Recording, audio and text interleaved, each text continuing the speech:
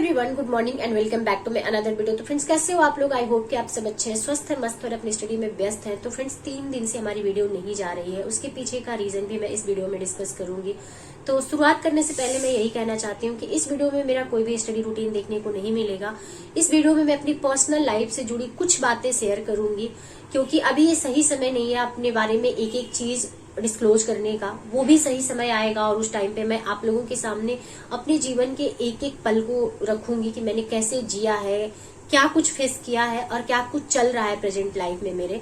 क्योंकि अगर हम सोशल मीडिया पे हैं तो मुझे लगता है कि जो लोग मुझसे जुड़े हैं मेरे बारे में जानना जरूरी है, लेकिन कुछ चीजें होती हैं, परिवार की बातें होती हैं, तो मुझे लगता है कि उसको हाइड ही रखनी चाहिए। क्योंकि परिवार की चीजों को सोशल मीडिया पे रखना सही नहीं है, क्योंकि हम सोशल मीडिया पे हैं, पूरी फैमिली के लोग सोशल मीडिया पे नहीं है।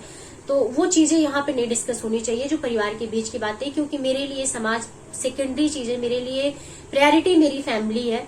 तो मैं अपनी फैमिली को इम्पोर्टेंस देती हूँ। लेकिन जब से आप लोग मेरे साथ जुड़े हैं, आप लोगों के साथ मेरा कोई स्वार्थ नहीं है, ना आप लोगों का मुझसे कोई स्वार्थ है। हम लोग एक एस्पिरेंट के तौर पे जुड़े हुए हैं, एक फैमिली के तौर पे जुड़े हुए हैं। टाइम पे मैं बहुत ज्यादा इमोशनली डाउन फील कर रही हूँ और मुझे ऐसा लगता है कि कुछ चीजें मैं जब हाइड कर लेती हूँ तो कैमरे के सामने आना मेरे लिए बहुत ज्यादा टफ हो जाता है। तो इस वजह से कुछ बातें मैं आप लोगों के साथ आज शेयर करूंगी। तो शुरुआत करते हैं एक पिछली वीडियो से। अपनी एक पिछली वीडियो मैंने शेयर किया था आप लोगों के साथ कि मुझे सेफ्टी इशू है, सेफ्टी को लेके मैंने उस वीडियो में बात किया था और उसमें पर्सन टू पर्सन के बारे में भी बात किया था। वही एक ऐसी वीडियो है जब से मैं सोशल मीडिया पे हूँ, या कह सकते हैं कि 20-22 साल से जब से मैं समझने के लायक हुई हूँ चीजों को, तब से पहली बार मैंने अपने दिल की बातें किसी के सामने रखी थी। क्योंकि समाज को जब से मैं बड़ी हुई हूँ ना, जब से मैंने समझना शुरू किया है, समाज आपको समझता नहीं है, समाज आपको सिर्फ उलझाता है, सुलझाता कभी भी नहीं है। तो समाज की फिक्र किसी को भी नहीं करनी चाहिए। जब भी मैं लाइव आती हूँ, आप लोगों से मेरा डायरेक्ट इंटरेक्शन होता है ना, मैं हमेशा यही कहती हूँ कि समाज का कभी भी मत सोचो, क्योंकि समाज आपको कभी भी सपोर्ट नहीं करता है। अगर आपका टाइम अच्छा चल रहा है तो समाज आपके साथ खड़ा मिलेगा, जैसे ही आप डगमगाए समाज आपको धक्का देके गिराने का प्रयास करता है। तो समाज के बारे में कभी भी मत सोचो। तो मुझे समाज से कोई लेना देना नहीं है, मुझे समाज से कोई फर्क नहीं पड़ता है। मुझे फर्क पड़ता है अपने परिवार से, अपने लोगों से, चाहे वो दिल के रिश्ते हो चाहे खून के रिश्ते हो। तो चलिए बात करते हैं क्या कुछ हुआ था जिसकी वजह से मैं 3 दिन से बिल्कुल कैमरे से ऑफ थी। क्योंकि शॉर्ट वीडियो मेरी जा रही थी चैनल को मेंटेन करने के लिए, लेकिन लॉन्ग वीडियो में नहीं शेयर कर रही थी। तो फ्रेंड्स, सबसे पहले शुरुआत करते हैं। 4 तारीख की शाम को मैं लाइव थी, आप लोगों से डायरेक्ट मेरी बात चल रही थी। उस टाइम पे मेरी मम्मी का बार बार कॉल आ रहा था और मैं बार बार कट कर रही थी। मुझे एक मैसेज रिसीव हुआ, कॉल पिक करो, अर्जेंट है। तो मेरे मन में एक डर था और वही हुआ। मैंने कॉल पिक किया और मुझे खबर आई कि मेरे बाबू की डेथ हो गई। बाबू यानी कि मेरे बड़े पिताजी। मैंने अपने दादा दादी को नहीं देखा था, मैंने दादा दादी के रूप में अपने बड़े पिताजी और बड़ी मम्मी को देखा था।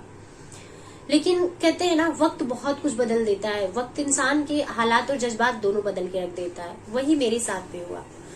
जब मैं छोटी थी, बहुत निस्वार्थ रूप से मैं अपने माई बाबू से जुड़ी थी। मेरा बचपन का 4-5 साल जो निकला है वो अपने माई बाबू के बीच में ही निकला है। मैं अपनी मम्मी पापा को जानती ही नहीं थी कुछ। वो लोग मेरे लिए कुछ भी कर दें, मेरे लिए कोई मायने नहीं रखता था। मेरे लिए अगर कोई मायने रखता था तो वो थे मेरे माई बाबू। लेकिन जैसे बड़े हुए, हालात बदले, बहुत कुछ बदल गया। कुछ भी वैसा नहीं रहा जैसा मैं चाहती थी। हर क्या था, इंसान को कहते हैं ना, अपनी औलाद का मोह इतना जकड़ लेता है, इतना जकड़ लेता है कि इंसान सही गलत में फर्क करना भूल जाता है। बस वही चीजें हुई। उसके बाद जब हम बड़े हुए, धीरे धीरे चीजों को समझने लगे, तो अपने इमोशन को साइड में रख के मैंने ये समझा कि क्या सही है क्या गलत है। क्योंकि हमारे माँ बाप के पास विकल्प के रूप में सिर्फ 2 बेटियां हैं और मेरी बहन हमसे छोटी है। तो जिम्मेदारी पूरी मेरी बन गई कि मुझे कैसे अपने माँ बाप को संभालना है। स्पेशली मेरी मम्मी को, क्योंकि मेरी मम्मी इस बात से बहुत टॉर्चर हुई है कि इनकी 2 बेटियां ही हैं, इनके पास बेटा नहीं है। जबकि मेरा भाई था, मेरी बड़ी बहन थी, मेरा छोटा भाई था। 3 लोगों की डेथ हो गई, 2 लोग बचे जो दोनों लोग बेटियां हैं। तो मेरी मम्मी को इन सब चीजों की वजह से बहुत ज्यादा स्ट्रगल करना पड़ा, और स्ट्रगल और तब ज्यादा बढ़ गया उनका जब वो ये डिसीजन ले ली कि हमें अपनी बेटियों को पढ़ाना है। वहीं से बिगड़नी शुरू हो गई और दूरियां वहीं से शुरू हो गई। हम लोग पढ़े लिखे, सब कुछ किए, इस बीच में बहुत कुछ सुने, बहुत कुछ सहे। मैं कहती हूँ मेरे अंदर वो स्ट्रेंथ है, क्योंकि अभी मेरी एज वैसी है। मुझे चाहे कोई कितना भी टॉर्चर कर ले, मैं चीजों को सह लूंगी। लेकिन जब मैं अपने पेरेंट्स की आंखों में आंसू देखती हूँ तो वो चीजें मेरे से नहीं सही जाती हैं, मुझे बहुत कष्ट होता है और मैं किसी को माफ नहीं कर पाती हूँ। तो मैं माफ करने वाली या ना करने वाली कौन होती हूँ? मेरे दिल में जो चीजें थी चीजें सही हो सकती थी, लेकिन कहते हैं ना, जब लालच हावी हो जाता है इंसान के ऊपर तो चीजें सही नहीं करता है सामने वाला। तो आप एक हाथ से ताली नहीं बजाते हैं, ताली दोनों हाथ जब जुड़ेगा तब जाके बजेगा। तो ऐसा हुआ कि मैं दुखी जरूर हूँ, मुझे बुरा जरूर लग रहा है, लेकिन अंतिम यात्रा में मैं शामिल नहीं हो पाई। सिचुएशन नहीं थी वैसी। मेरे पिताजी गए थे, उन्होंने अपना भाई धर्म निभाया। और तो फ्रेंड्स, कुल मिला जुला के बातें ये थी कि मैं उनकी अंतिम यात्रा में शामिल नहीं हो पाई, और बहुत सारी चीजें थी जिसको लेके मैं परेशान थी। परिवार से जुड़ी बातें, उनसे जुड़े चीजें थी जो शुरुआत हमने की थी अपने जीवन की, क्योंकि शुरुआत के दिनों में मैं उन्हीं के साथ रही थी। जब मैंने थोड़ा सा होश संभालना शुरू किया, रिश्ते क्या होते हैं, कौन मेरा अपना है कौन नहीं है, उस दौर में मैं उनके साथ थी। चीजें बड़े होने के बाद बिगड़ी, बहुत ज्यादा बिगड़ गई, और चीजों को मैं जब समझने लगी तो कहीं न कहीं एक, कहते हैं ना कि सही गलत के बीच में मैं फंस गई। लेकिन मुझे आज कोई अफसोस नहीं, क्योंकि मैंने उनके साथ कोई भी गलत बर्ताव नहीं किया है। इस दुनिया से वो गए हैं, मैंने कभी भी इस चीज में गिल्ट नहीं होगा मुझे कि मैंने उनको ये चीज अपशब्द बोल दिया, ये चीज कर दिया। नहीं, मैंने सिर्फ उनके सामने ना एक बेटी होने के नाते अपने हक की बात की, अपनी इमोशंस की बात की। मैंने कभी भी ना उनको गाली दी है, ना कभी भी उनको मैंने हाथ उठाया है, कुछ नहीं किया है। तो मैं बस यही कहना चाहूंगी कि उनका हमारा रिश्ता यहीं तक का था। हर कोई इस दुनिया में आया है, सबको जाना है, लेकिन कुछ खट्टी यादें रह जाती है, कुछ मीठी यादें रह जाती हैं। उन्हीं सब चीजों के साथ ही खत्म हो गया। और आप लोगों से एक हाथ जोड़ के एक रिक्वेस्ट करूंगी कि किसी के लिए भी हेट कमेंट मत करिएगा। मेरी लाइफ में जो कुछ होगा वो मैं आप लोगों के साथ शेयर करूंगी। जब मुझे अपने सेफ्टी की बात करनी थी तब भी मैंने शेयर किया था। आज मुझे लगा कि शेयर करनी चाहिए आप लोगों के साथ, तो आज भी मैंने शेयर किया। हालांकि बहुत ज्यादा बातें मैं नहीं आप लोगों के साथ शेयर करती हूँ, लेकिन जब मुझे जरूरत लगेगी कि मुझे अपनी यूट्यूब फैमिली को अपनी बारे में बताना है, अपनी चीजें शेयर करनी है और वो अर्जेंट है, तो मैं शेयर करूंगी।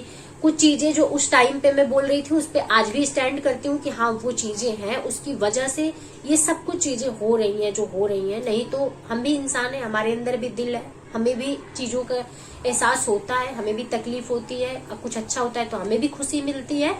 लेकिन चलिए कोई भी बात नहीं, जो समझता है उसका भी शुक्रिया, जो नहीं समझता है उसका भी शुक्रिया। किसी से कुछ नहीं कहना है, इंसान हालात का मोहताज होता है। आज हमारे हालात हमारे साथ नहीं है, इस वजह से आज शायद हमारे सामने ये सब कुछ हो रहा है और ये सब कुछ हमें फेस करना पड़ रहा है। तो चलिए इस वीडियो को यहीं पे एंड करते हैं। शाम को मिलते हैं लाइव, और आज से हमारी स्टडी स्टार्ट हो रही है और अपनी जर्नी वापस से शुरू करेंगे 10 आवर्स की।